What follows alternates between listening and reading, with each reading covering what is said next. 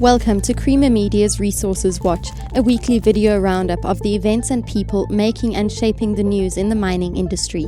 This week, the historic joint declaration aims to grow and transform South African mining. Australia's Resources Generation seeks to raise 4.5 billion rand for its Waterberg coal mine. And golden treasure arises beneath the skirts of the old Agnes mine. Mining Weekly attended the historic Joint Mining Declaration, where 13 commitments were made that will boost both the industry as well as South Africa's socio-economic fabric. Martin Creamer reports. The South African mining industry has been a scene of government, labour and business conflict for decades, but the country has now moved as a collective to replace conflict with growth and transformation. Mineral Resources Minister Susan Shabangu has presided over the change. We've got to be effective. We've got to make sure that we grow this industry in a way that takes and makes South Africa a better country. There is remarkable stakeholder convergence across a spectrum of growth and investment matters all the way through to beneficiation, skills development, hostile eradication and equity ownership. Dr. Iraj Abedian is the Minister's economic advisor. South Africa does have the potential, the capability and the capacity to become and to regain its global competitiveness. There have been concerns about the extent to which South Africa has fallen down the global rankings in mining, and a sharp critic of South Africa's lack of competitiveness in mining has been regulatory lawyer Peter Leon. It's a very important step that's been taken today, and the important thing about it is that it's in a sense, a joint venture between the government, labour and business. One could criticise it for being a corporatist approach, but the big change is, in the past, the DMR, the Department of Mineral Resources, has simply told mining companies what to do through legislation or through regulations. This is the first time, I think, since the Mining Charter was agreed back in those difficult days in 2002, that the key players in the industry, including labour, have got together and agreed a way forward for the industry. South Africa has a recent history of being able to take adversity and convert it into consensus. The National Union of Mine Workers, as well as the Solidarity and UASA unions, have all come to this party, as have business and government. NUM President Senzini Zonkwana. As NUM, I want to join you by saying that the delay was painful, but at last I believe that as we sign, we're signing committed. South Africa is a land with incredible possibilities. This is a good example of collaboration between the social partners and the fact that even the shareholders of mining companies, in terms of the chamber, casted their vote towards this process. The stakeholders have the zeal, focus, and commitment to make the mining industry attractive to investors.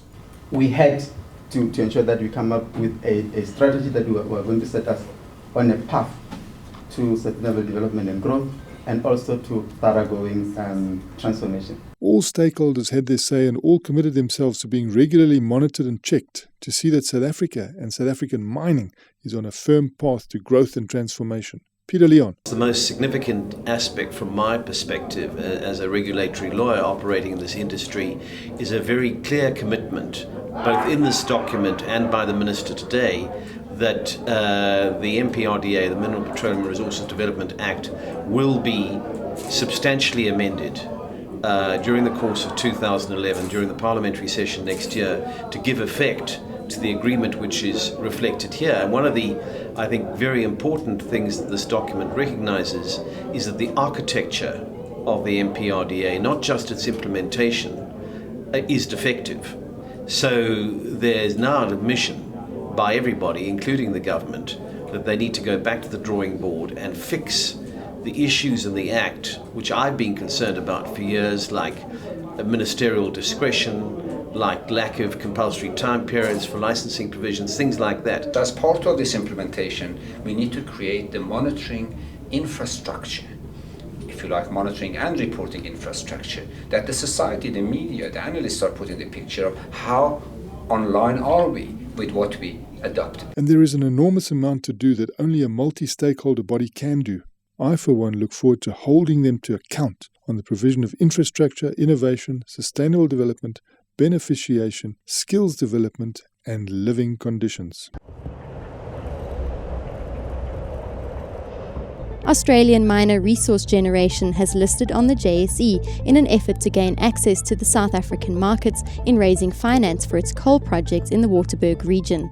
Resource Generation itself as a company has a good support base in the Australian investment community, mainly revolves around the management and our previous experience and the credibility we've built up over the years of doing exactly what we're doing here, which is really developing major coal mines. I guess what's unique to this dual listing though is that our major asset is now here in South Africa. So funding the principal development of that asset will occur in about 12 months' time, hopefully, which is the project finance and in conjunction with that some of the equity funding, right, that would go about bringing to a project financing package for the initial mine construction and development. We've defined the resource over the last 18 months. We've completed our social and labour plans. We lodged our mining rights application in February this year. We're just on the verge of going through our public consultation process and lodging our environmental management plan. So we're hoping to secure a mining right, hopefully sometime early calendar 2011. That's our we believe realistic target. And if we can secure it in, say, the first quarter of 2011, we'd like to have, I guess, the project funding at a point of development that crystallises around about the same time. That being the case, then we could sort of set about construction of the mine, say mid 2011. We've given ourselves an 18-month to 24-month construction time frame to build the mine, and then hopefully first coal will be coming out of the mine, or first product coal will be coming out of the mine sometime early to mid 2013. At the moment we've got a budget of about 4.5 billion rand in mind, and in that we hope to develop a project funding which would be sort of 60% debt and about 40% equity. So clearly, yes, we would be going back to the equity markets in conjunction with crystallising the project funding arrangements.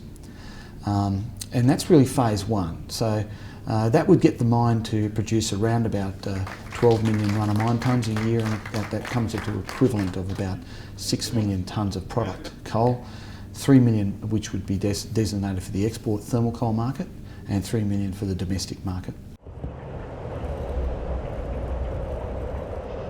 A constellation of 21 virtually virgin ore bodies has come to light from beneath the skirts of the forgotten old Agnes gold mine in Barberton, the heart of South Africa's discredited greenstone gold belt. The perception of what was Little Agnes, now Bigger Galaxy, was that it was a small little greenstone mine with small little holes and small little vein chasing opportunities. We have found 21 virgin ore bodies, hardly mined, with high grades and high tonnage and thick reefs. We're going to get 4.6 grams a tonne out of 35 metres, and we're not searching for grade, so it kills the greenstone myth that you're forever searching. Even if you halve the grade and double the cost, you've still got a 40% margin. The Galaxy ore body is special because it's 35 to 45 metres wide. And it's not often that you get to see an ore body that big. We will pass the Woodbine ore body, where you can see the conventional jackhammering, the old way of doing things, small tonnage, small cocoa pans and so on. And then we'll move into Galaxy, where you'll see the mechanized mining. Historically, greenstone mining has just been conventional jackhammers, air legs with big trucks, big earth moving machinery. Bringing the pay limit down to around about the 1 gram mark has made it extremely interesting, because each of our ore body doesn't have distinct cut-offs. It doesn't go from 4 grams to 0 on a line. It actually has a mineralized halo around it. The more bulk you put out, the lower your pay limit is, and the halo continues for another 3-4 meters on the side of that. So if your pay limits come right down to the 1.5 grams a ton, all of the narrow ore bodies that we've been looking at historically with jackhammer mining would then become mechanized mining. We've got 1.1 million ounces. We're looking at 4 million ounces by 2014. We should anticipate proving 1 million ounces every 3 months. I'm pretty sure we're going to raise the money that we need to raise. I'm the non-exec chairman and I really stick to King 3. We will fight tooth and nail for corporate governance, King 3, transparency, loyalty and commitment in this new project. For mining news as it breaks, stay logged on to miningweekly.com and register for our free daily newsletter.